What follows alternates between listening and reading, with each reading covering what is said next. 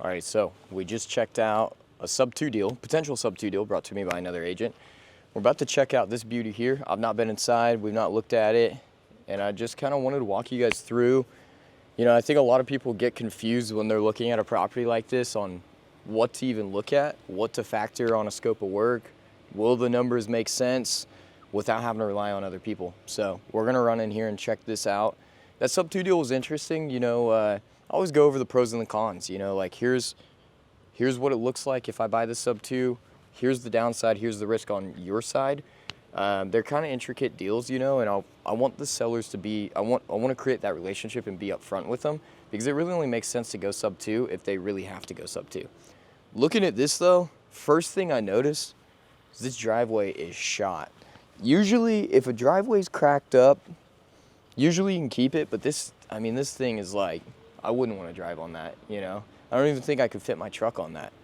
My tires would be busting off the side. So it's gonna need a new driveway. And a lot of times, like whenever I'm first walking a properties, I'm just gonna write notes, you know. So I'm gonna open up a new notes app. I'm old school, guys, or maybe I'm just not as good as the other ones, but or as the other guys that are investors. But for me, nice little notepad does the trick. You know, I just want to know what my initial thoughts are as I'm rolling through here. So I'm going to show you guys how to look at a property through an investor's lens, and hopefully you guys can learn a thing or two today. So driveway, replace. So looking at this here, like a lot of times I'm looking at the facade, whether it's going to be a rental or a flip, I want it to look good, because the good thing about having nice assets is you increase your liquidity. It's not the only thing that makes a property liquid, but if you can bring a property to market that looks good, has good curb appeal, and is priced right, you can sell it quick, you know. And of course that's going to depend on your market and what the price range looks like and whatnot. But for me, small house like this, I mean, I can make this real liquid. I can move this quick if it's priced right and done up nice. And so facade, first thing I notice is, I think what could make this look pretty good quickly is adding 6x6 posts here. Cedar would make that look good. Most of the wood, and so I'm looking at kind of the fascia up here. They've done some like hodgepodge fix over here on the corner. It kind of looks a little shoddy. Fix this piece of fascia. We've got new windows. The siding, I can't tell for sure. And you really don't know unless you have it tested, so I'm not going to say this is, but this almost looks like asbestos siding. Could be wrong. This is kind of in that age, you know. I think this is like a 40s or 50s build, so it's in that age where it could very well be asbestos siding. It's not the end of the world. One thing that I am not a fan of is, like, you see this chipped paint here? This stuff, I'm gonna make my guy sand this down. Obviously, this window needs to be replaced. All this chipped paint needs to be sanded down, because when you go and you fix a property up, this is how I can a lot of times notice either like the lazy investors or the amateur investors, is they'll paint, or if you're just like a landlord special, I'm not, you know, nothing wrong with it. Everybody's got a different way that they do things, but for me, I want to sand this down. I want it to look good. And so a lot of this wood is in good shape. It's not rotted out, but it needs to be sanded down. We need to caulk it up in here, and it doesn't add that much time just to make it look a whole lot nicer. And so anyways, I don't think we can get around back from there. We've got a window unit here, which makes me think there's no central heat and air, or there is, the central heat and air is not working. And so we'll see. Yeah, window unit here. You can see they've replaced the this window trim, and this is actually like that particle board, so this shit's pretty cheap actually, but it'll do.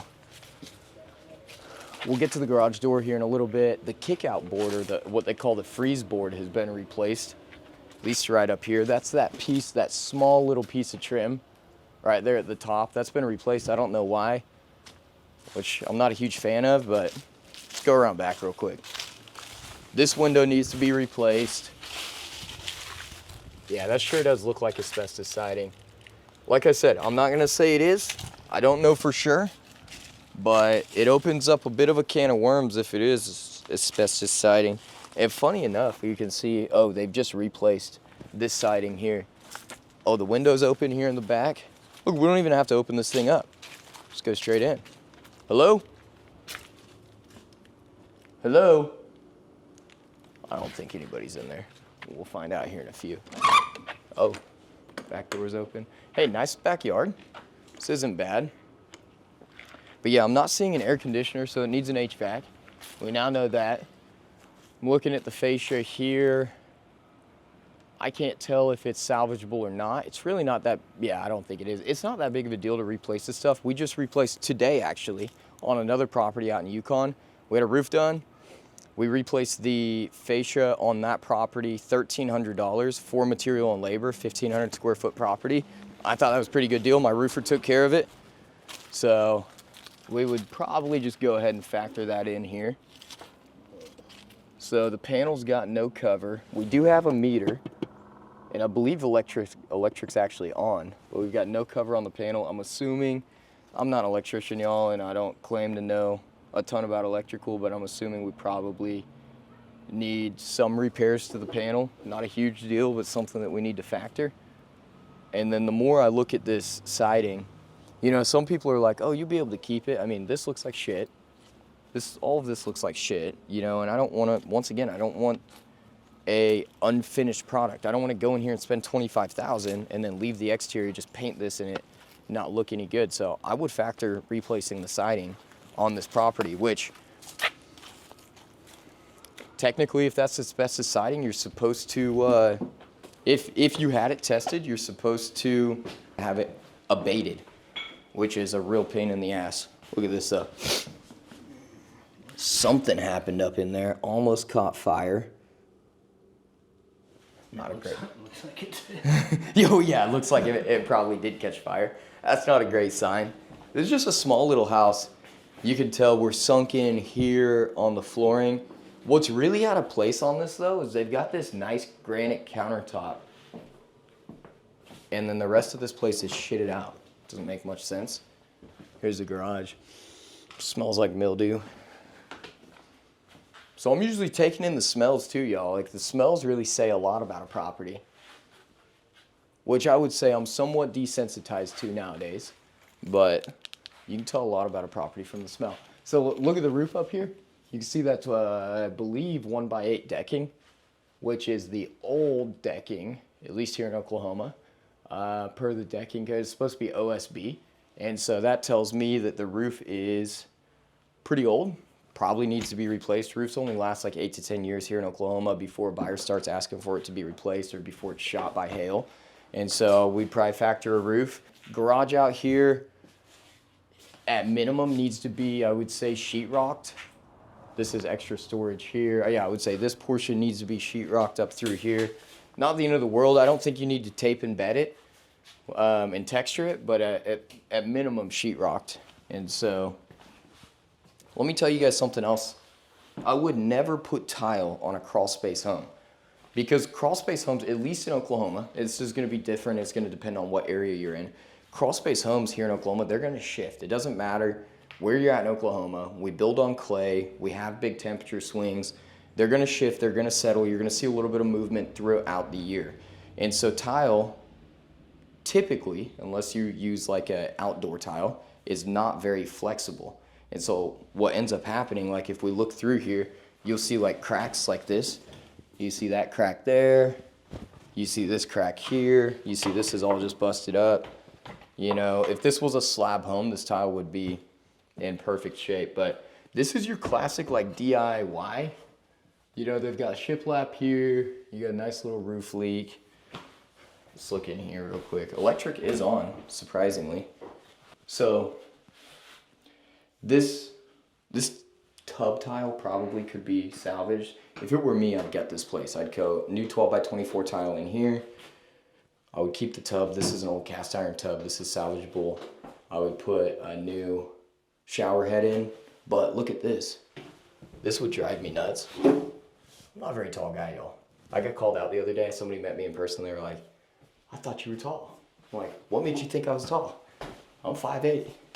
I'm not very tall. But anyways, this could help. This could hurt resellability. You know what I mean? If there's one bathroom and the freaking shower head's here and you've got a 6 foot dude, you think he really wants to buy this? You know? They might go down the street and buy something else.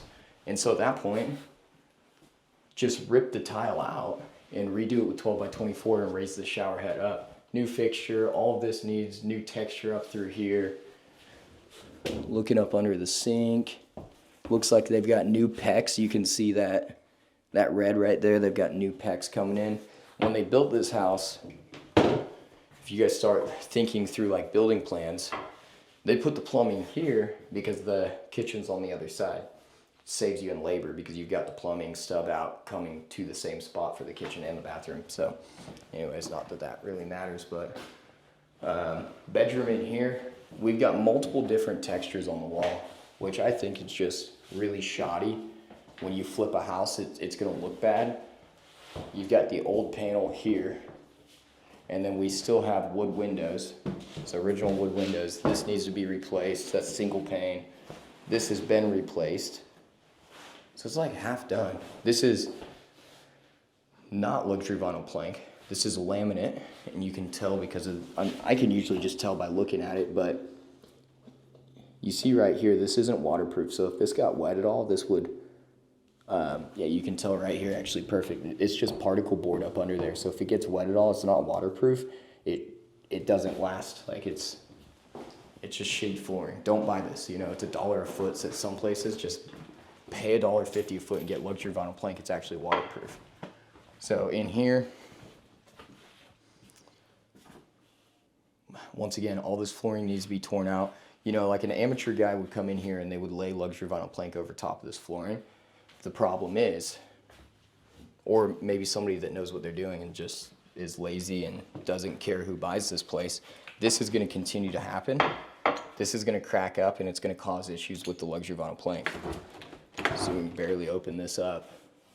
Hot water tank here, flues missing off the top. This is a gas hot water tank. Gas isn't connected. This place needs a lot of work. And the numbers on this is they're asking $59,000, I think, and then but it's only 750 square feet, and so we've got an ARV after repair value of $115,000.